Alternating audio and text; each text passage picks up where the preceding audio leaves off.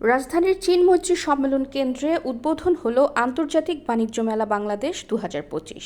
বিশিষ্ট ব্যবসায়ী আলহাজ মোহাম্মদ বেলায়েত হোসেনের সভাপতিত্বে ও মোহাম্মদ তসলিম আহসান মাসুমের সঞ্চালনায় প্রধান অতিথি হিসেবে মেলার উদ্বোধন করেন গণপ্রজাতন্ত্রী বাংলাদেশ সরকারের সেতু বিভাগের সচিব ও নির্বাহী পরিচালক বাংলাদেশ সেতু কর্তৃপক্ষ জনাব মোহাম্মদ আব্দুর রউফ।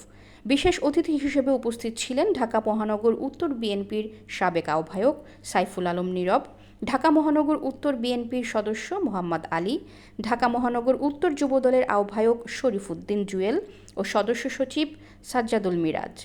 বক্তারা বলেন, ভোক্তাদের কথা মাথায় রেখে মেলায় পণ্য সরবরাহ করতে হবে। সাধারণ জনগণ যাতে দেশীয় পণ্যের উপর বেশি আকৃষ্ট হতে পারে, পাশাপাশি বিদেশি পণ্য সম্পর্কেও জানতে পারে এবং সহজলভ্যে গুণগত মানসম্পন্ন চাহিদা অনুযায়ী পণ্য ক্রয় করতে পারে, সে ব্যাপারে ব্যবসায়ীদের এবং কর্তৃপক্ষের সুদৃষ্টি রাখতে হবে। ১২ মে থেকে শুরু হয়ে মেলা চলবে ২৩ মে পর্যন্ত। এক হয়ে কাজ করব আগামী বাংলাদেশ বিনির্মাণের জন্য। তো আমি যারা রাজনৈতিক নেতৃবৃন্দ জনাব সাইফুল আলম নীরব মহোদয়ের নেতৃত্বে যারা আসছেন তাদেরকে আন্তরিক ধন্যবাদ জানাচ্ছি, ব্যবসায়ীদের ধন্যবাদ জানাচ্ছি, আয়োজকদের ধন্যবাদ জানাচ্ছি এবং আমাদের এখানে একজন বিশিষ্ট ব্যবসায়ী কথা বলেছেন জনাব আলী নাজির শাহিন সাহেব। অর্থাৎ ভালো পরিবেশ হলে অনেক ভালো ভালো লোকজন এখানে আসবেন। জনাব সোহেল রহমান সাহেব আছেন, তিনিও বাণিজ্য সংগঠক চেষ্টা করছেন।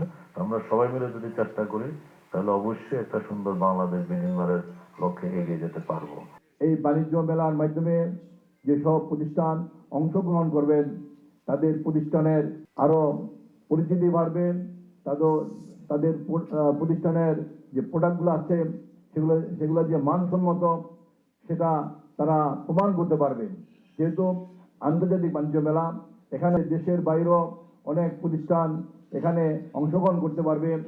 তাই আমি আমাদের দেশে যেসব প্রতিষ্ঠান আছে তাদের কাছে আমার আহ্বান থাকবে, আপনাদের প্রতিষ্ঠানের পণ্যগুলো যেন বিভিন্ন বিদেশের প্রতিষ্ঠানের মানসম্মত হয়, তাদের কাছ থেকে যেন আরো ভালো মানসম্মত আপনাদের প্রোডাকশন তৈরি করতে পারেন।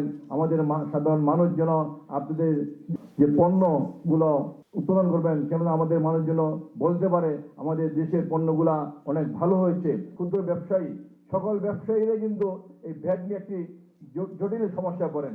তাই এই যে সমস্যাটা কিভাবে আমরা দূর করতে পারি, বিশেষ করে ক্ষুদ্র ব্যবসায়ী সহ সকল ব্যবসায়ীরা যেন এই ভ্যাট থেকে যেন আমরা ভ্যাট মানুষ কিন্তু দিতে চায়, কিন্তু এই জটিলতার কারণে কিন্তু অনেকে সমস্যায় পড়ে, অনেকে বিরক্ত বোধ করেন, অনেকে অনেক সময় বলেন যে ব্যবসায়ী করবো না, এমন একটা জটিলতা সৃষ্টি হয়।